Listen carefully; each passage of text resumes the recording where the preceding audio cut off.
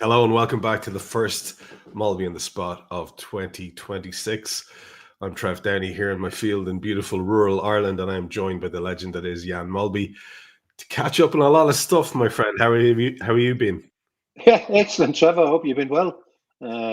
Obviously, with the pictures you sent me, I know you've been partying hard over the festive period. So, good on you, man. Good on you.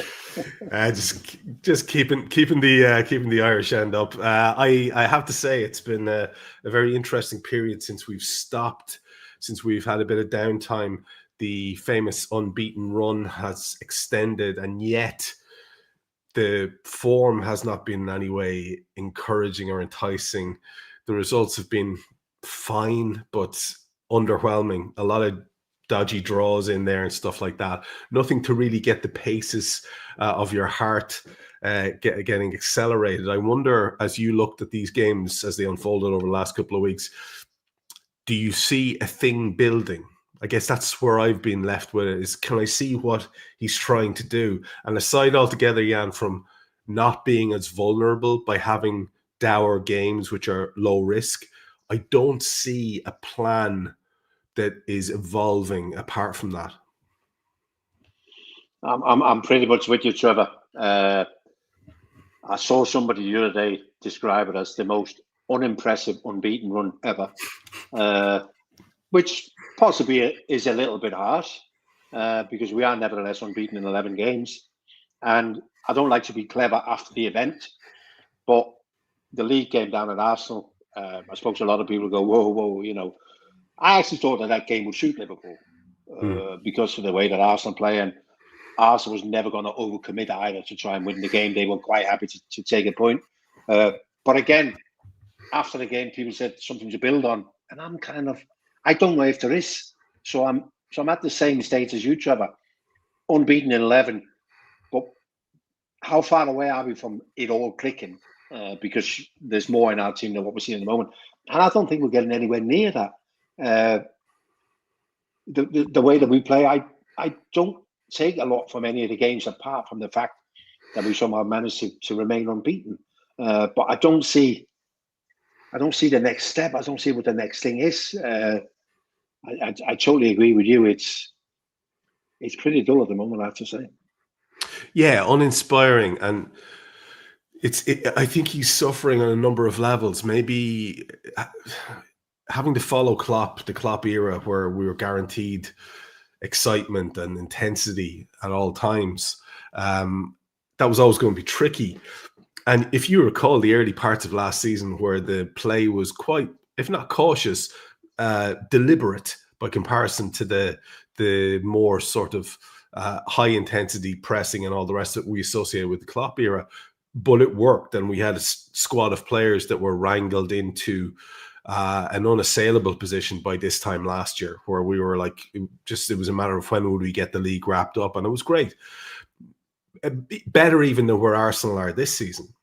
The falling off has been amazing. It's a mixture of form and some unfortunate scenarios and all of those things together, but nothing could explain why we are so unimpressive as a team, unless you start getting into a bigger scheme of things. Yeah, and this is where I don't want to push you too far on this or ask you to make comments on something that you don't know about or whatever, but I have this feeling as I look at that crowd, and it was especially in the wake of the Martinelli incident.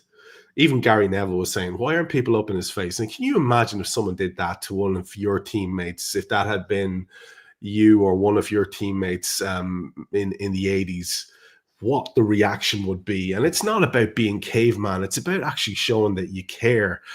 And I think that was symptomatic of the broader sort of feel that I get from this team as I watch it. And where is the passion? Where is that spirit that we've come to associate with this group of players and this team over the last, well, as long as we've been working together, for sure, the best part of a decade. And it does seem very absent. And I wonder, is there some sort of deeper malaise here? Like, is it just, does everyone know the writings on the wall for Slot, and he is a kind of a dead man walking, or a sort of a lame duck manager? And again, you might have had a little bit of experience about working in different places where you're in playing staff wondering about the guy. Is he up for the job? Is he going to last?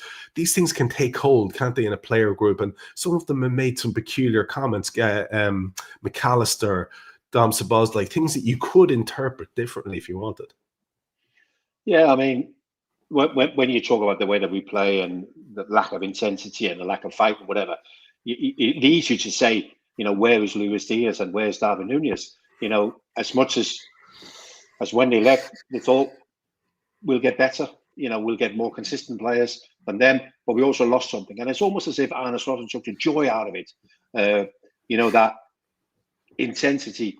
And going back to last season, and as impressive as a lot of decisions Arne Slot made, there can be no two ways about it. We were at our best when we looked like Klopp's team. Last season, when we were forced to play Jurgen Klopp football, the high energy pressing, where we were at our best. Now, in terms of a squad with a manager, head coach that's on his last legs, I'm nowhere near getting those feelings that Arne Slot is anywhere near. I think if you look at Pep Guardiola and his time at Manchester City, and he's won the title, but beyond that, he hasn't been in a lot of title fights. He's finished way behind Liverpool on a couple of occasions. Last season, they were nowhere near it. And I think City just went, this is part of football. Every now and again, you get a season and you write it off to the extent that you can't win the league, but we have to qualify for the Champions League. So I do believe that the only brief for Arne Slot is to finish. And I think it'll be the top five. The top five will qualify for the Champions League again. So I think they've told Arne Slot, listen, somehow get us through till May, finish the top five, we're in the Champions League. Hopefully next season we'll go back to avoiding a lot of the injuries that we've had. The new players have had 12 months at the club, plus we will probably reinvest a little bit next summer again. And I think that's the feeling from the club.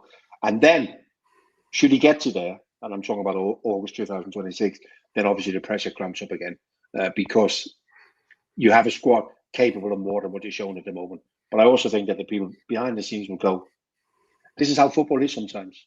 Sometimes due to things that you couldn't predict, we're just up against it a little bit in this. So I'm still nowhere near the feeling that A, Arne Slot has lost a squad, or B, that the club is seriously looking at his position. And whether that's right or wrong, everybody will have their own opinions, Trevor. Oh, they certainly will. And that's really interesting to hear yours on it. As you look, we're going to talk later on about a kind of managerial merry-go-round that's happening at the moment and how other clubs respond when they're not where they would like to be at this point of the season. We'll talk about the rights and wrongs of that. We'll also talk about how maybe things have changed a bit in terms of what you were saying there, because just in the last game, we've had a scenario, 2 games, we've had a scenario where we've got a big area of worry in the defense, which we could probably do with addressing in this window, despite the fact that David Ornstein and the boys are saying that it's going to be a quiet window. So I come to a simple question for you. What do you think is the cutoff point for the lads who are being philosophical, like you say, and saying, right, look, such is life, we kind of have to go with it. You have seasons like this, but there must be surely a baseline of what's okay for this season. You can't see a world, can you, where they could cough up Champions League football, and I suppose it's looking likely the 5th place will secure that. So in your head, is that what they're saying? Look, just let's limp at least to 5th place and reassess. Do you think that's basically the sense of what they're going for? That's the impression I'm getting. Right. And I think while that would be the internal message, they're also already now starting to look at, well, why has it happened? Where are the problems? Where we got the holes in the squad, and maybe even some players that we thought that could deliver more than what they maybe could. So I think that's what it's been from now to the end of the season, and they might have to evaluate their plans a little bit, because I'm absolutely sure that Michael Edwards and Richard Hughes had pretty clear plans what they were going to do next summer. They might have to change them a little bit. Like you said, we're looking, and this has nothing to do with the kids' playing ability, but we're looking at Conor Bradley, and we're coming back to be at a top club as your number 1 right back, first choice right back. You need to be able to play 50 or 60 games. and Connor has a real problem with that. And Connor, I feel that Connor's body will never be given the time that he might need to adjust to be able to play that many minutes. So it's also an issue because we got another right back, Frimpong, who I, for 1 minute, don't believe that we're going to be playing as a right back in at least 10, 12 away games because of the pressure you'll come under as a right back because of his lack of physical size and everything else, isn't it? So we got a lot of problems. Today, Andrew Robertson's come out and talked about him being out of contract and potentially maybe not staying because he wants to play football. Now, it all adds up, doesn't it, Trevor, to things that we need to address. I know our plan, I'm sure we discussed this in the programme, Trevor, with the club trying to invest in younger players. And we've seen that over the last few weeks. We've invested in 3 really young centre-halves and whatever. But that's not for now, is it? And Liverpool is a club for now. It's a club for now and it's a club for the future. So we've been looking to do this podcast, Trevor, where we, for 4 full seasons, just went, we don't need to sign anyone. And if we do, it's a bonus. We got the players, we got the squad, they're all the right age. And as much as we thought last summer, wow, this is exciting, but we're having a lot of problems. If you've been totally serious, we're having a lot of problems. And probably Richard Hughes wouldn't have expected some of them. But I think we got a lot of problems. And I think there's a further way back. The benchmark is Arsenal and City. Now, with Arsenal, the benchmark isn't how Arsenal play, but the benchmark is that how Arsenal never fall off that level. You know, as much as we go, they're not very exciting. They don't always go 100% out to try and win games, but they don't fall off, do they? You know, they've got 3 seasons now, finishing second in the league. They're at a level, you know, and even this year, but they're at a level, aren't they? And I think that consistency is also something that we need to introduce into our game, because we have fallen off, like you said before. The drop off has been quite dramatic. It's difficult to watch at times. One of the things I never thought I'd experience as a Liverpool fan was boredom watching my team, and I have I've found myself drifting in the middle of games because our lateral passing is it's just ineffective, and it's theoretically we're waiting for a gap to open up in a low block, but like there's like so many times you can hear that cliche without wanting to tear your hair out if you had hair, in my case. And it bugs me, Jan. I wonder, I think you're so right about maybe the boys at the top in our new structure, Hughes and Edwards, might need to have a look at themselves in terms of, did they target the right recruitment? Would we be in a better situation today if we had a far more robust group of centre halves and a defensive midfielder instead of Alexander Isak? But, you know, ifs and buts. But like, I think you're right to say, let's look at the holistic thing. When it comes to the manager, though, and I'll leave it at this because there's no point. There's all sorts of rumors going around this evening. I was telling you about an article I'd read, and I couldn't find what the point of it was. I think people are trying to drum up a little bit of, clicks and likes and stuff like that for the idea of Slot being under pressure. I have no doubt he is genuinely under pressure. But what I find difficult about him is you and I talked about, we both know quite a few Dutch people, and even though it's a bit of a cliche, the truth is that they do tend to be quite frank and honest in the way that they approach conversations. It's a trait that I thought was a cliche until I met loads of them, and he's very much like that, our man, and I like that about him from the start. And he had a humor with him as well that was also very endearing. And everything's great when it's going well, but now the honesty is starting to bite him on the arse in interviews, because people are saying, "What do you mean by that? What does that mean?" When he's admitting that he doesn't know why something is happening, you know, you're making yourself a kind of a hostage to fortune there. And I wonder what you made of his comments when he said the PSG games. That's the football. That's my football.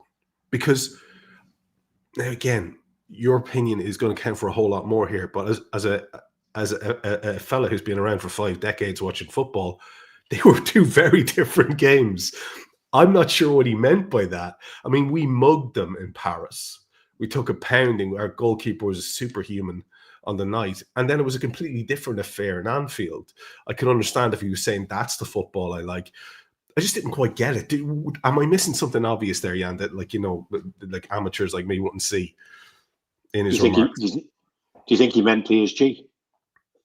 It was the way they played. He like, PSG. Yeah. Oh no, yes, sorry. Yeah. I wonder. I do wonder. Yeah.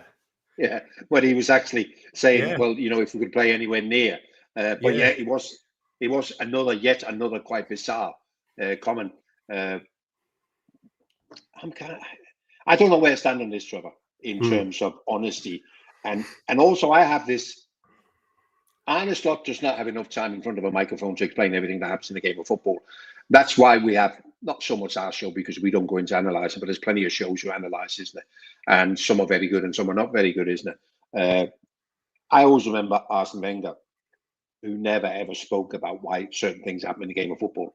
He just spoke in headlines and I always thought that actually got him a reputation in the game that maybe he doesn't even deserve, but he got a reputation because he never really got caught out. Did he always seemed to have the right answer, but although when you listen to the answer you go, he never told me anything. When you go, yeah, exactly. Well, how come you lost 3-0 today, and whatever it is. So that is Arne Slot, but that is the demands, Trevor. So we have the same thing in Denmark, they have the same thing in the Bundesliga, they have the same thing in Holland. The demand of the manager, the head coaches, that it isn't enough. You have to explain things to us. And some of them have to explain things before the game. You have to explain things at the end of the game. And I think Arne Slot is stuck, because Jurgen Klopp was also a bit of an Arsene Wenger, wasn't he, in terms of the lack of answers that he gave us. And he gave us a little bit of a laugh and a funny line and whatever, isn't it? And I just think Arne Slot has been brought up as a football manager with that demand on him. I know what they're like, because the company I work for, we also broadcast in the Netherlands. And I know how critical they are, compared to us. I mean, they're on a different level in terms of the questions that they want to ask, but they can't, unless you're the host broadcasters. And in the UK, we only have the two host broadcasters, haven't we? TNT and Sky. Unless you're the host broadcaster, you can't ask those questions. And I know the Dutch get really frustrated because we want to ask them about this, Jan. And I said, well, you better not. I said, because you won't be getting to speak to him for the next 15 weeks, So yeah, and that's so Arne Slot is used to that. So I think sometimes when press comes down, he's thinking, this is quite weak. You know what I mean? Had this been in Holland, they would have jumped all over me. So he's sort of in between. But yeah, sometimes he is a little bit too honest. Is it a mistake? A lot of people think it is a mistake. I'm a bit like you. I think it's quite refreshing, but also dangerous, very dangerous. Yeah, it is dangerous because, like you say, we do have a whole cohort of people ready to hop on every word. We'll leave poor Arne and his embattled position to one side for a second, but linked to it is another thing that's been unfolding since we spoke last, and that's two more big changes. We'll save the Manx for last. But Enzo Maresca's exit at Chelsea has left a vacuum there, which has been filled by an unlikely candidate, I think you'll agree, long term, but maybe someone who's there for short term with a view to another change in the summer. Who knows? It is interesting, isn't it? There was an awful lot of, I considered vaguely sanctimonious, kind of superior, haughty chat about well, it wouldn't be the Liverpool way to sack Arne Slot in the middle of the season. That stuff doesn't go too far with me anymore, because most of the people saying it haven't a clue what they're talking about. But it is interesting to see how other clubs react when expectations are not met, or when there is a stress fracture that they feel can't be healed. Xabi Alonso is one who's suffered with that recently, when it looks as if he's had rebellion within his squad of prima donnas. Maresca, who knows what happened there? People have theories, and then we'll get eventually to the Manx. But let's start with home turf. Let's start with Chelsea and move to United. What did you make of that change? Did you think there was a theory, wasn't there, that Maresca is next in line after Pep at City, which bit of a weird one. So it'd been uneasy for a long time. His relationship with the director of football, the footballing department above him, but also the owners. It's been uneasy for a long time, and there's also been a relatively uneasy relationship with the fans, because the fans felt that they should be achieving more than what they were. But I look at that squad and I'm thinking, to be fair, the Chelsea hierarchy left him short of things that he needed to really challenge, which was a top-class goalkeeper, another top-class centre half, and a centre forward that can score goals. So they shortchanged him in terms of how they put the squad together. But obviously, in the end, because for a while, for 48 hours, we were kind of unsure: has he walked? Has he been sacked? And I think at the end, he pushed the button, and he went, "I can't work at this anymore."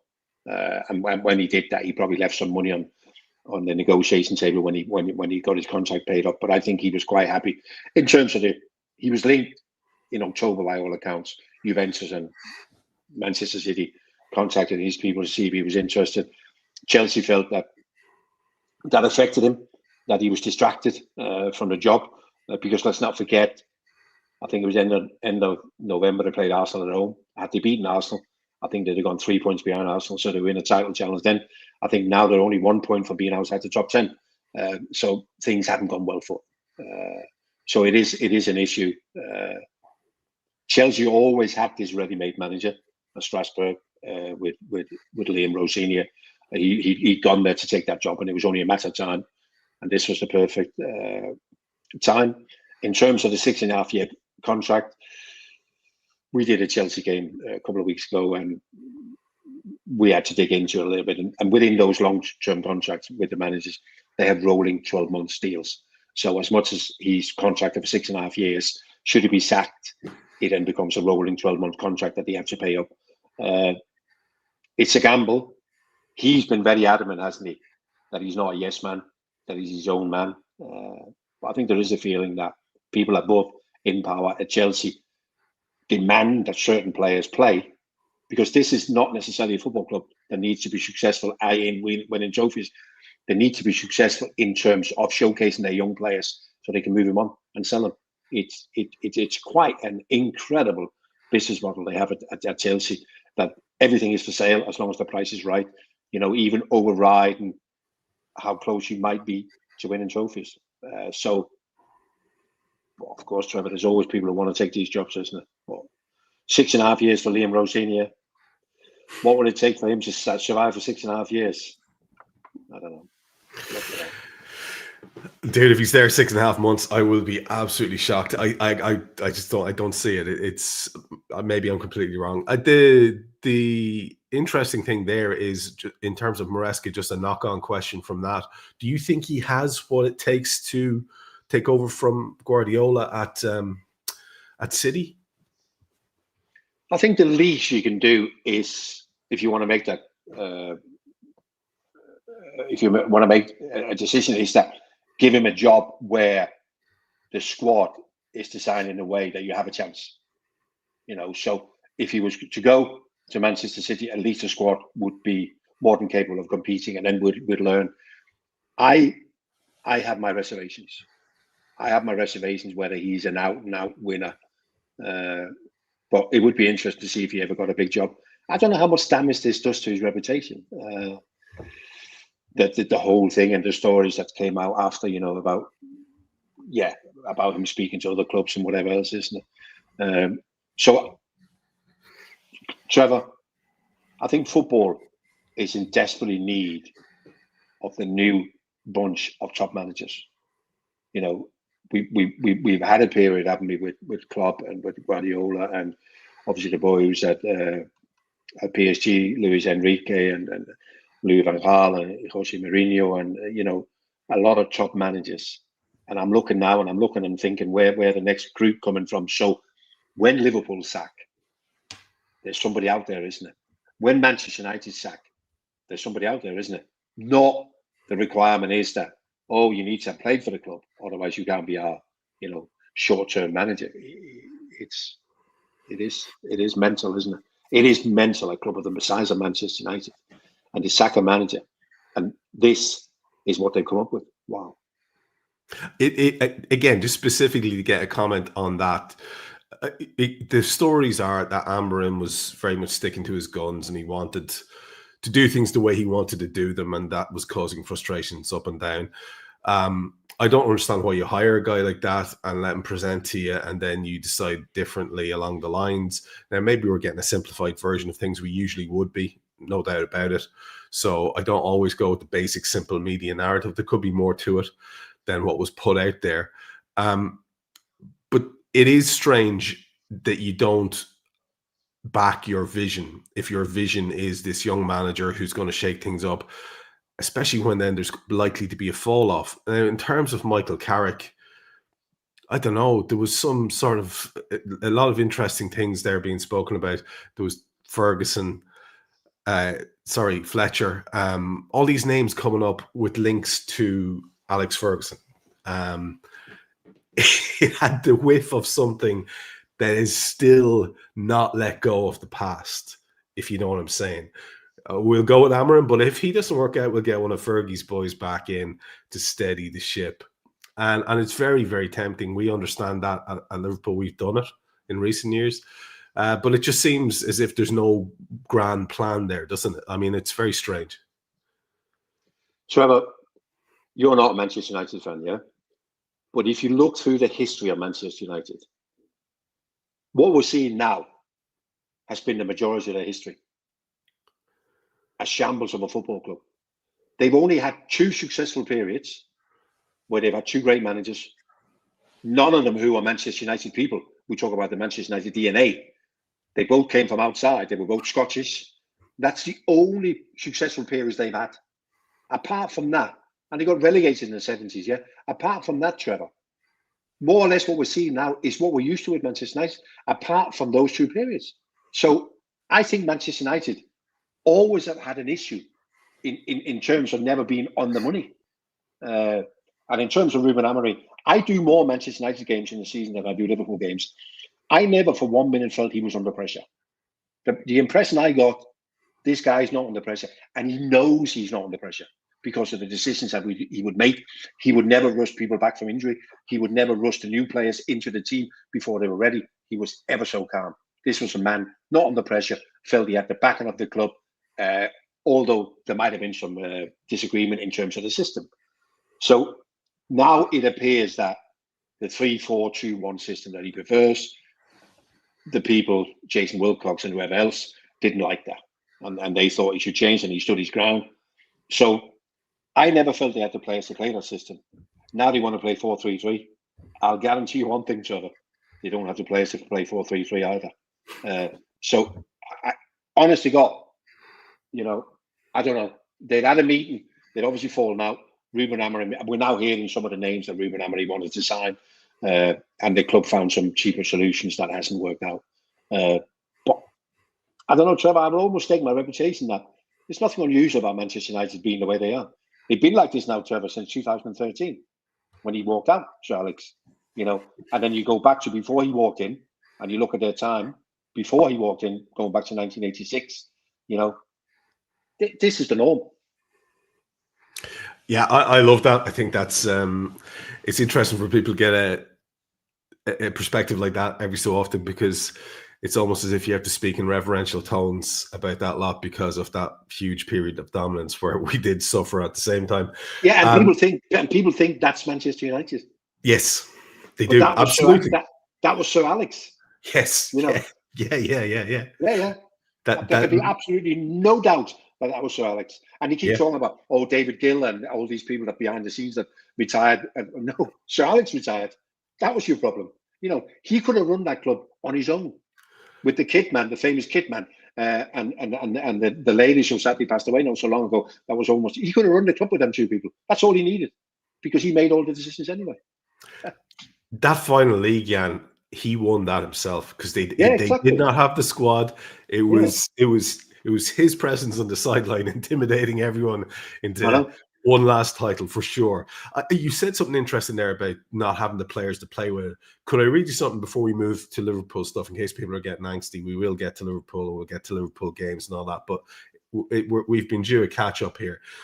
Fabio Capello said something there in an interview about Pep Guardiola. I'm going to read it back to you. I'd love to get your take on it. He says, you know what I don't like about Guardiola? His arrogance. The Champions League he won with City is the only one where he didn't try anything funny in the decisive matches. Mm.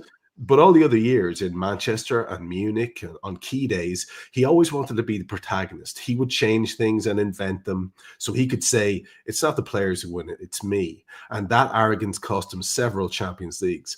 I respect him, but for me, it's clear. Besides, even if it's no longer his fault, he has done a lot of harm to football because everyone spent 10 years trying to copy him. It ruined Italian football, which lost its nature. I said, stop, you don't have Guardiola players. There was also the absurd idea that that was all there was to do to play well. A disaster, and also a boredom that made many people flee from football. They only have to watch the highlights. Why are you going to watch 90 minutes of passes and horizontal passes without fighting, without running? Fortunately, football is changing. First of all, Spain changed it by winning the European Championship with 2 wingers and playing fast. Now, I've been saying a variation of that for years. And even when I mentioned Liverpool's lateral passing earlier on, someone piped up in the comments saying, but we have more progressive passes than anyone else. Yeah, but lateral passing can be slightly forward. So let's be honest. I just found that really interesting because Capello's a guy I really admire, a kind of old school winner, real kind of alpha character who's done it all. It is interesting to hear that. It doesn't really, I don't think it's like sour grapes. He's out of the game. He has no direct rivalry with Guardiola. That felt heartfelt and I kind of resonated with it. I can absolutely see where he's coming from. This need to be the guy, the reason that your team win. And he's obviously had that ever since he took the job at Barcelona, because instantly at Barcelona, we started talking about Pep Guardiola and the way that his team play. And then you had first the Spanish La Liga who tried to copy him, which was a disaster for the league. Everybody trying to play the same way as Barcelona with lesser players. And then everybody around Europe. And this probably starts in boardrooms, where people are going, why can't we play like that?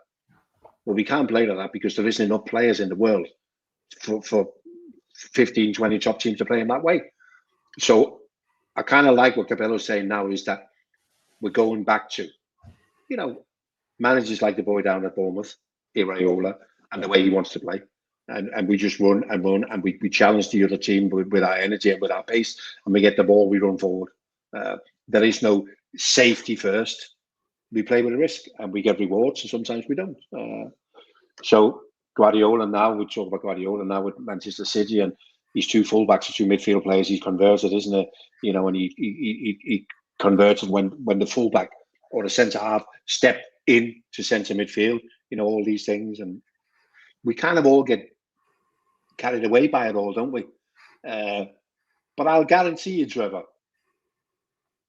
if you have one of the top teams in the world and you play 4-4-2, you'll get as much success as if you'd have tried any of that tactical genius that Guardiola has produced over the years. Yeah, if Bob Paisley came back tomorrow and decided he's going to play 4-4-2, and he would have one of the top 3 teams in the world, he would win.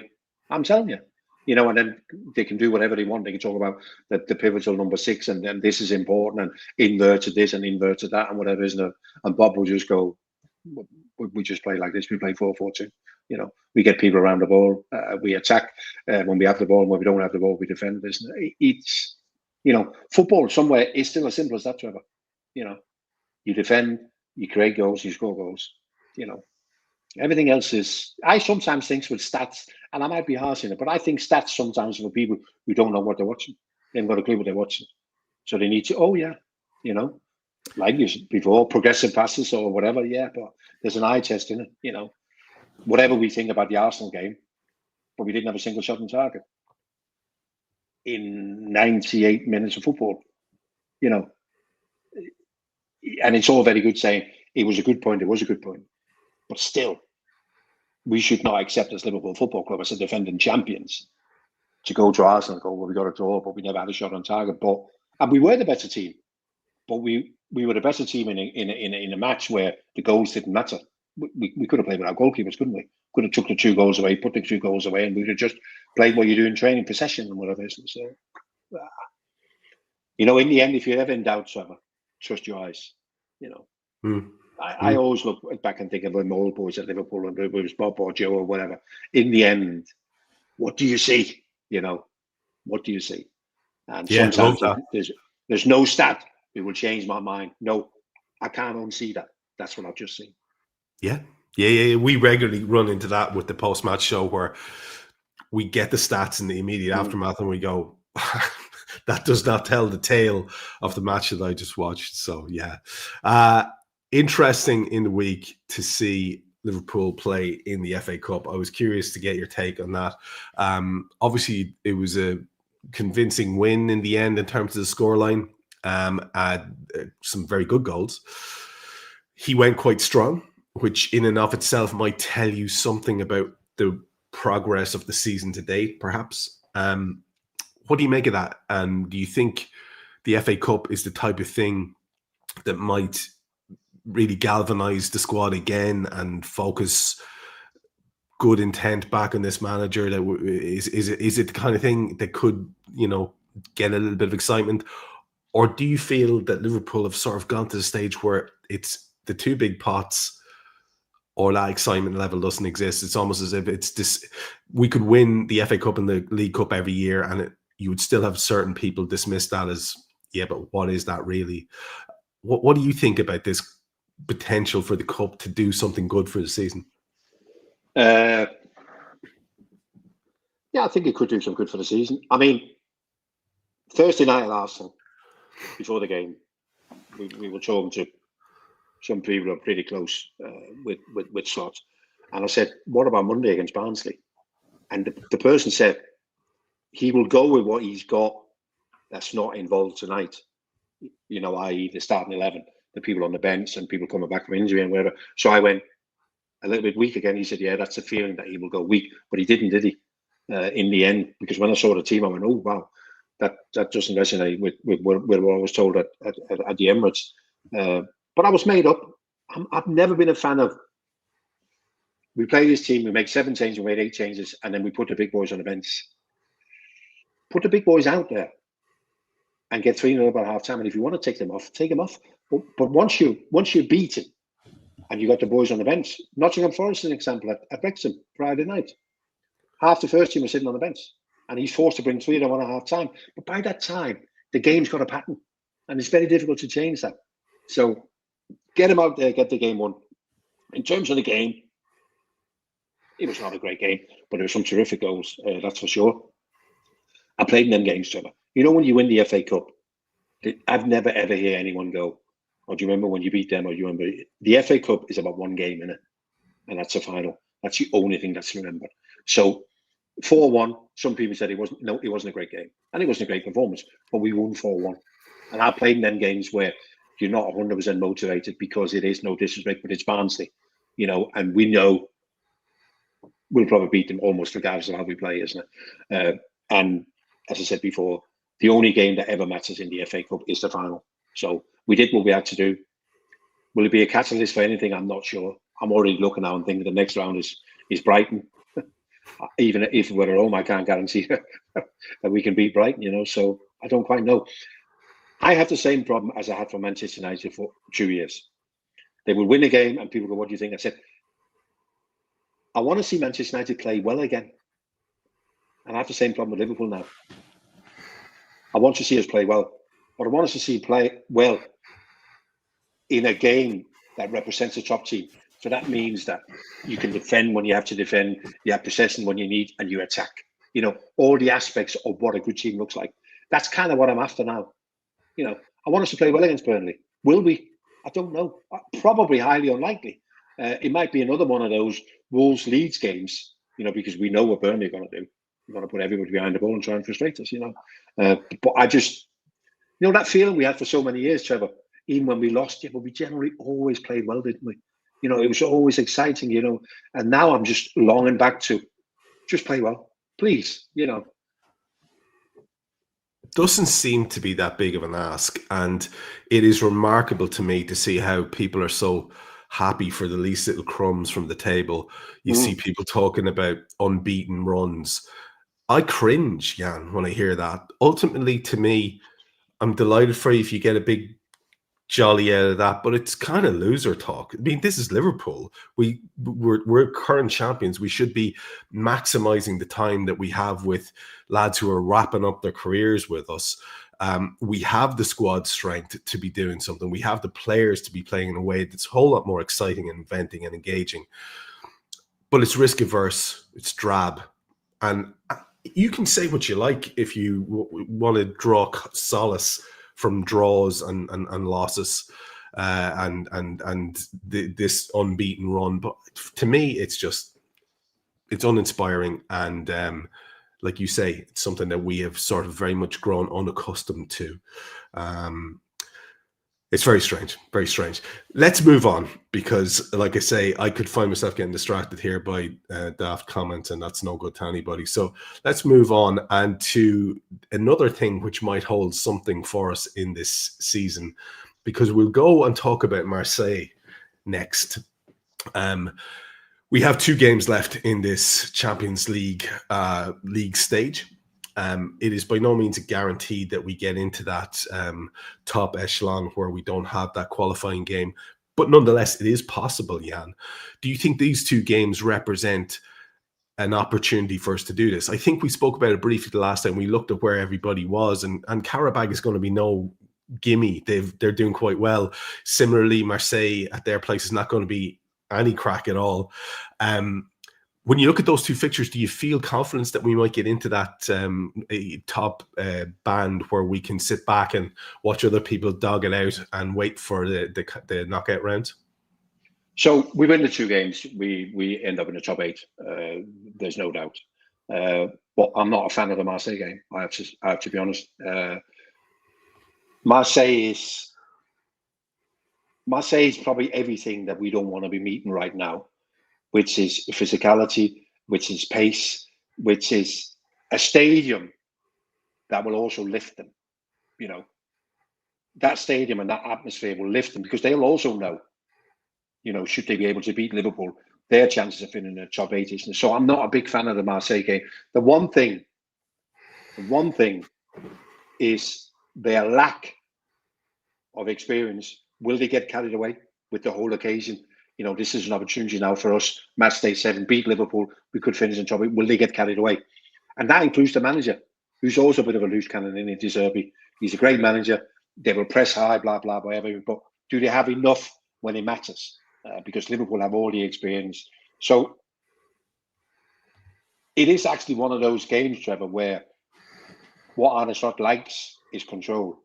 And it's a game that you need to be able to control.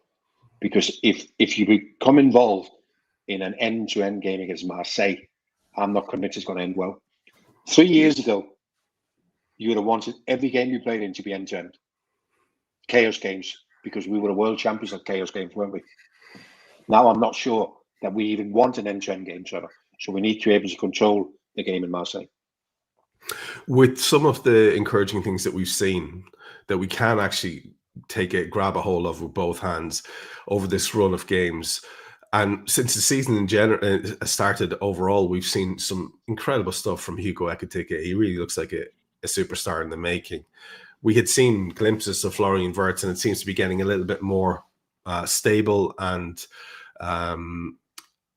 end product in terms of him with goals and assists and being really at the sharp end of things. The link up between them in the last game was great to see. It makes me excited for what could be achieved were we to click. And again, I'm listening to all these people as we talk about what we can do in the Champions League, as we talk about whether the FA Cup is something that might be good if we could win it, with the assumption that it's going to be a thing we can do. I'm listening to all these people saying, when we click, someone's in trouble.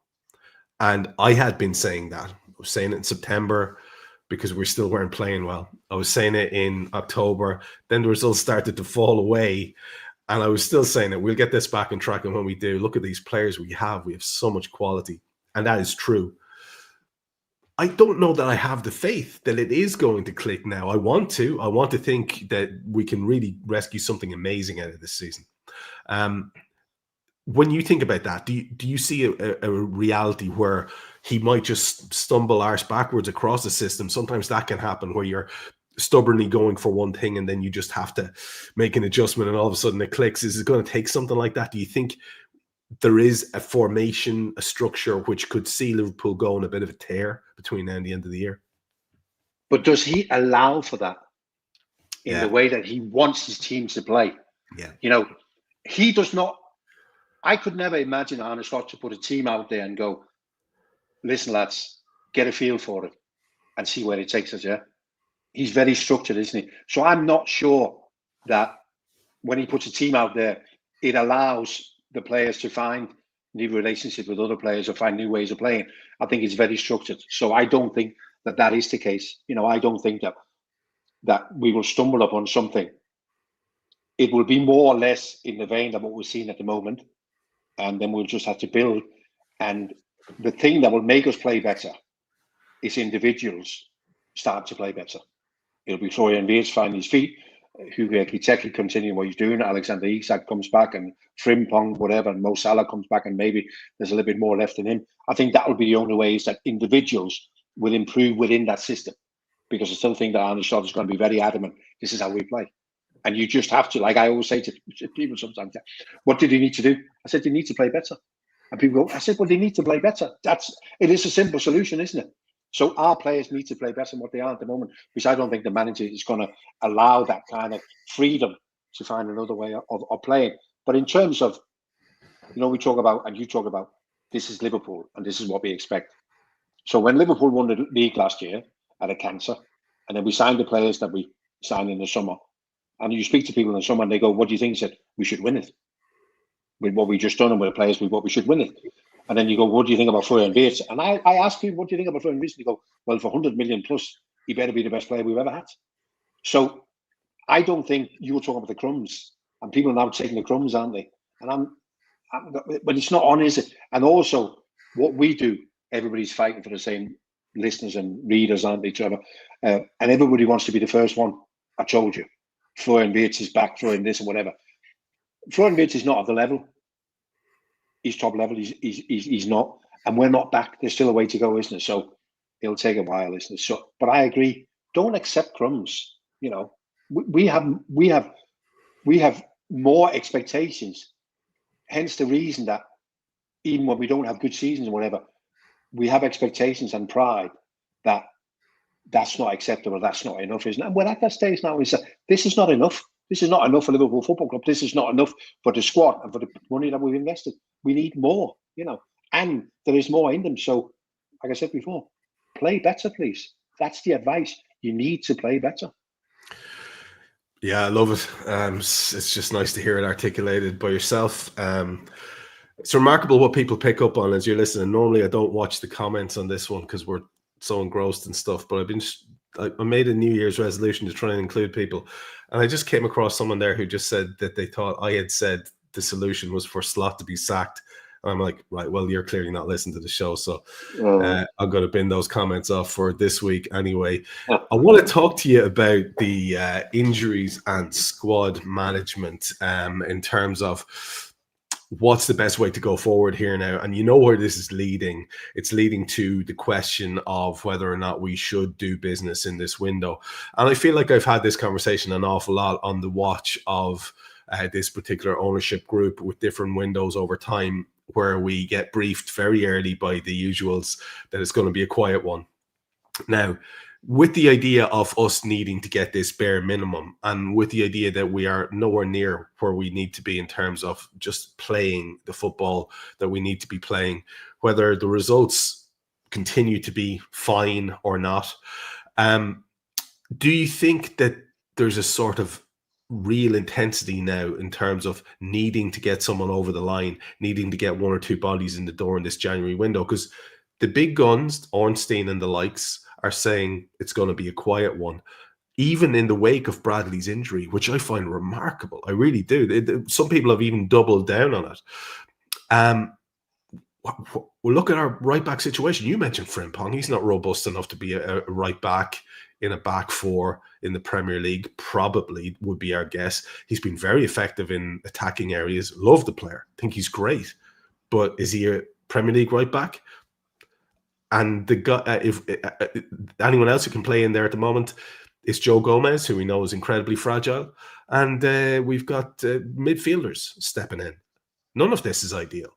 So when you're faced with the injury situation we currently have, Jan, and the baseline expectation of qualifying for Champions League, do you think the squad needs that patch at the moment, or do you think we could actually limp over the line with what we have, or do better than limp over the line, perhaps? A bit of both, Trevor. I have to be honest, it takes a lot for me to think there's a need to come away from the plan. And obviously the plan was not to spend any money in January. And I'm sometimes a big, if this is the plan, this is the plan, and this is what we do, and it will take a lot. We remember a few years ago with the centre halves when we signed Ben Davies from Preston, and we took the Turkish boy on loan, isn't it? And that was kind of the last day of the window, wasn't it? Because something happened, I think West Ham away, and we picked up another injury. So I'm fully with the reporters and the more trustworthy reporters that they probably won't do anything. But I do think we need to do something. But I also think that Michael Edwards and Richard Hughes are kind of going, we got enough. You know, even with some of the injuries, we got enough to get over the line. If Frimpong can't play right back and Joe Gomez can't play 3 times a week or get injured or whatever, then Dom will just have to play right back. And then you'll have to put Curtis Jones in the middle, or Florian Wirtz will have to go back and play midfield. And I think they just go, we got enough. So I can't see what deal it is that gets us excited, unless some of the transfer plans we have in the summer, all of a sudden, a bit like with Luis Diaz, because he was a summer transfer until I think it was Tottenham who showed a bit of interest, and then we were forced to do what we did. So I can't see us in January picking up new targets. We will stick to the original list, which is next summer. And if 1 or 2 of them on that list, all of a sudden on the way to another club, we might have to move. But I think it's highly, highly unlikely. Yeah, being inclined to agree with you. And it's not something I would say I'm happy about. It's I think it might be borderline negligent to not engage and get someone into the defence. But look, we can say whatever we want to say. I think you're right. Ultimately, they don't want to step too far away from whatever plan they have. We have one big game ahead. We've mentioned Marseille. You've spoken a little bit about it. There's no point talking about it yet because we have another one to play in the meantime. And who knows what the squad's going to look like at that stage. So let's focus on Burnley for the last little bit here before we get our predictions at the end, as usual, and see what you make of them as a potential opponent for us. We'll do it kind of reverse to what we normally do. First of all, is the team starting to pick itself in the way that it did last season under Arne, and it did most of the time of Jurgen's? There was usually like a position in maybe 2 lines that might change in Jurgen's time. Is it getting to that stage now because we have Ekitike back fit? We have Wirtz on a bit of a minor tear, so they're obviously going to be in the front. You would imagine in the front line. You'd imagine. The reason I ask is, do you think Cody Gakpo is the absolute certainty to start that he had been at the start of the year? I've just done a predicted team for the game on Saturday, and I don't have Cody. I don't have Cody Gakpo in the starting 11. So I think the easiest thing off the top of your head is to go to the team picks itself. Joe Gomez plays right back, and then we kind of know the rest of the team. Wirtz will play on the left, Frimpong on the right, and Hugo Ekitike through the middle, and Curtis Jones will miss out in midfield. That would be the norm, wouldn't it? But I'm still thinking, because they're worried about Joe Gomez, aren't they? Because he's kind of the last one we got. So we're going to need a lot of energy in France, and we're going to need a lot of energy next Saturday when we go to Bournemouth. So I'm just wondering whether Arne Slot is thinking, we're playing at home, and this is 75% possession against Burnley. Could he potentially decide to go with Frimpong or Curtis Jones as a right back, and then put Gakpo, Wirtz, and Ekitike up front? Although, as I said before, it looks like the team picks itself in it, but it just depends on how deep he's thinking about it, or whether he's just thinking one game at a time. But will we think that Joe Gomez could play Saturday, Wednesday, Saturday, and two of them being extremely energetic away games? I don't know. But there will be somebody in the medical staff in it who will probably give him the numbers and go, this is the risk we can run, isn't it? So I think it's very interesting. I would just go with our next game is Burnley, and we go with Gomez, and I'll go with Wirtz and Frimpong. But he also might view a Frimpong at home against a team that's going to defend deep. There might not be any room for what he brings. So as much as it picks itself, it should pick itself. But if he thinks too deep about it, if he does a Pep Guardiola, he might come up with a different starting 11. Yeah, that Capello did warn him. And just to mention Burnley briefly before I don't want to dismiss them. We always talk about the opposition, just to talk about where they are. I think they're in the second worst run of form in the league at the moment. They have Dubravka in nets against United for the 2-2 that they had with them recently. Esteve, Laurent and Humphreys across a back three. Walker and Pires, the wing options, Luis and Okechukwu, Edwards and Mebry, and then they had Broja up top. They could count on from the bench the likes of Lyle Foster, Jadon Anthony, Oliver Son. They had Jacob Bruun-Larsen, Max Weiss, Liam Tuna, and Hjalmar Ekdal, as well as Ashley Barnes. I wonder, when you think about that squad and you think about something that you've mentioned before, in a very fair way, we were talking about managers and their potential, and I think an awful lot of people might have had this guy as a potential future England manager at one point. Do you think that this is a situation where they don't really have the quality across the board, and they might have a manager who's just maybe at this level, it's just a little bit beyond him in terms of putting it together and making a successful team that can just dig in and do things like Sean Dyche has done for years? What's your take on what Burnley have to offer against us? Do you see any obvious threat, apart from the fact, Jan, if we're being honest, that almost every team who plays the ball forward is a threat to us at the moment? But what do you think of Burnley when you assess them as a threat at the weekend? Anyone that stands out for you? And maybe a word just about Scott Parker as well. Yeah, I mean, obviously Scott Parker, and as a top-class manager, there is evidence that tells you he's not. There's evidence that tells you that put him in the Championship and he'll do a great job. I understand that the clubs that he's took up, maybe it hasn't been ideal to be successful, but he hasn't. I mean, his record is horrendous in terms of wins per game in the Premier League. Last year in the Championship, it was all built around a very, very strong defence. I mean, the numbers was incredible. And I think when they came up, you heard Scott Parker talking about, you heard other people talking about Burnley and their defensive solidity. That was never, ever going to last, was it? That was never, ever going to be good enough for the Premier League. He tried it early on in the season. They've now changed. And they're now playing a bit more attacking football. I thought they played quite well against Manchester United. And I think what he's done is he's got the Albanian boy in there, Broja, who's finally got rid of his injuries, and he's now playing. He's a handful. And he's put Marcus Edwards in, who they took from Portuguese football. And he's just given his team a little bit more ability.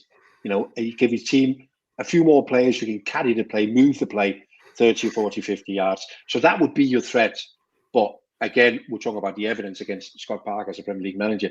You look at the evidence for Broja and being a non-goal scorer. You know, he just doesn't score any goals. So he'll be a handful. He'll run around and he'll push you.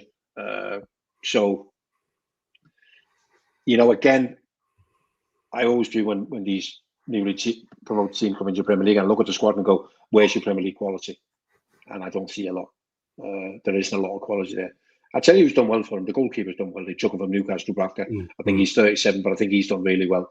But even Kyle Walker, you know, I maybe expected a little bit more from Kyle as a leader and whatever, and he hasn't really done a lot either. So as an attacking force, Broja, who can't score goals, and Marcus Edwards, who's quite lively, got a lovely left foot on him in it, but we should be okay for this one.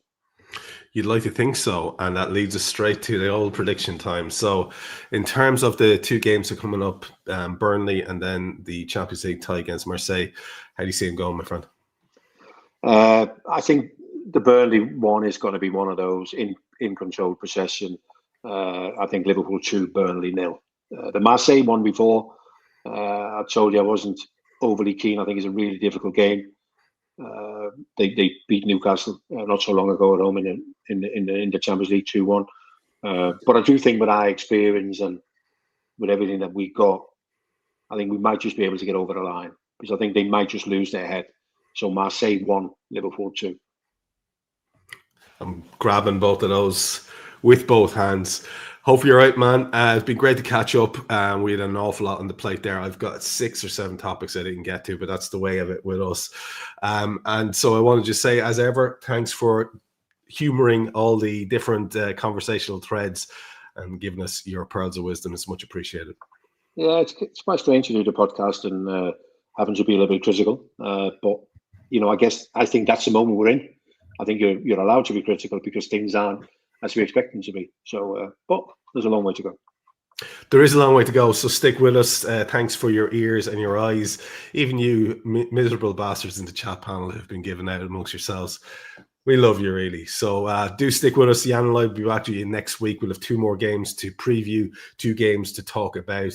It's that time of the year, isn't it? Hopefully that will last for a long time now. Games coming thick and fast, and maybe Liverpool having a big redemption arc and winning something at the end of it. We'll hope so. I've been Trev. That was Jan. This is Molby On The Spot. Good luck.